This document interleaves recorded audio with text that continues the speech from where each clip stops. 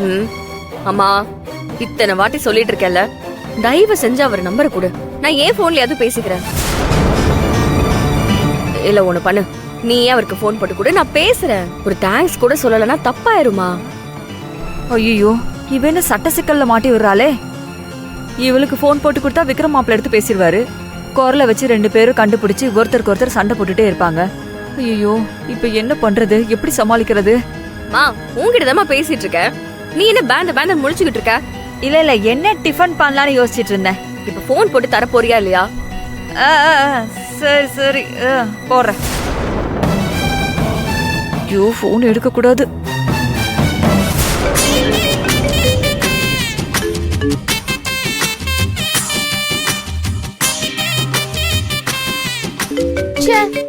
Game விளையாட டைம்ல யாரோ கால் பண்ணி டிஸ்டர்ப் பண்ணுது.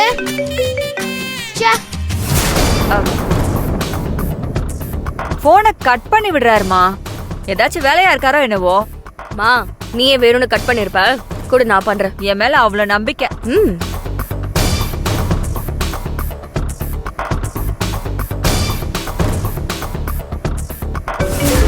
ஐயோ, ஒரு வாட்டி சொன்னா புரியாது போல. சும்மா கால் பண்ணி வெறுப்பேத்துறாங்க. கேமை விளையாட விடாம தொந்தரவு பண்றாங்க.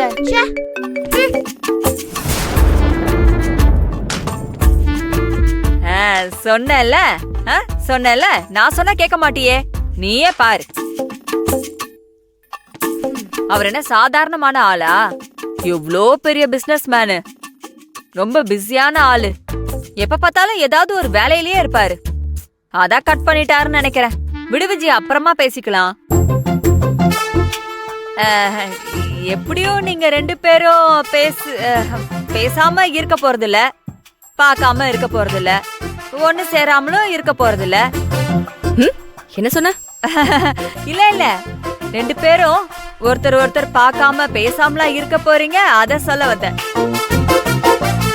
ஓ, எனக்கு வேற என்னமோ மாதிரி கேட்டுச்சு. அப்புறம் விஜிமா, ஒரு விஷயம். நாளைக்கு கவினோட அப்பா நம்ம நிலாக்கு எவ்வளவு பண்றாரு. அதனால கவினை நம்ம வீட்டுக்கு கூட்டிட்டு வரலான்னு இருக்கேன். நம்ம வீட்டு பிள்ளைய அவங்க வீட்டுக்கு கூட்டிட்டு போய் நல்லா தடபுடலா சமைச்சு சாப்பிட வச்சு அமிச்சாங்கல்ல, அந்த மாதிரி கவினையும் நம்ம வீட்டுக்கு கூட்டிட்டு வந்து அவனுக்கு என்னெல்லாம் பிடிக்குமோ அதெல்லாம் செஞ்சு கொடுக்கலான்னு இருக்கேன். நீ என்னம்மா சொல்ற? நான் இதுக்கு என்னமா சொல்ல போறேன்? வருவீங்கம்மா. அவன் சுட்டி பையன், எனக்கு அவனை ரொம்ப பிடிக்கும். வர சொல்லு.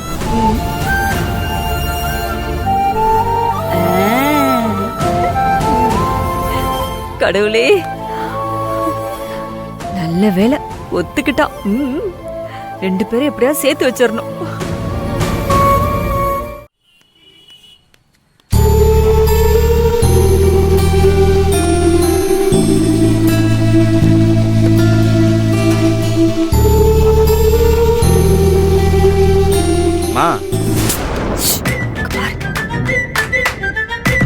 என்ன ஏதோ தீவிரமா யோசிச்சுக்கிற மாதிரி இருக்கு?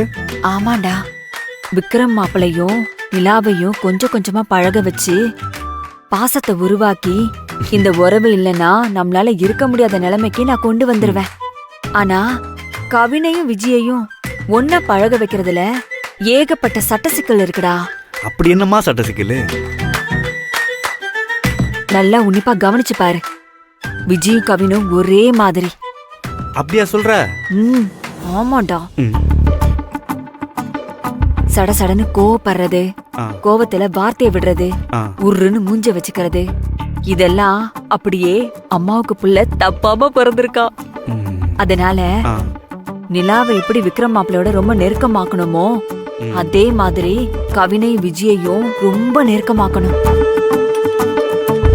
அதனால இப்ப நான் என்னென்ன பண்ண போறேன்னா, விக்ரம் தம்பிக்கு போனை போட்டு நாளைக்கு ஞாயிற்றுக்கிழமை நிலா அங்க வரல, கவினை இங்கே அமுச்சு வைங்க, அவன் ஒரு நாள் எங்களோட ஜாலியா இருந்துட்டு போட்டுன்னு சொல்ல போறேன்.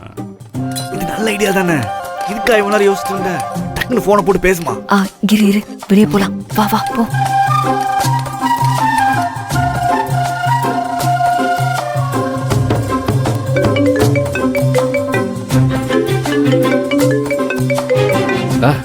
சொல்லுங்கம்மா. ஒண்ணுல தம்பி, நீங்க ஸ்கூல்ல ஒரு விஷயம் சொன்னீங்க, நிலாவை நாளைக்கு சண்டே அதுமா உங்க வீட்டுக்கு கூட்டிட்டு போகணும்னு. ஆமாமா, ஏன் என்னாச்சு?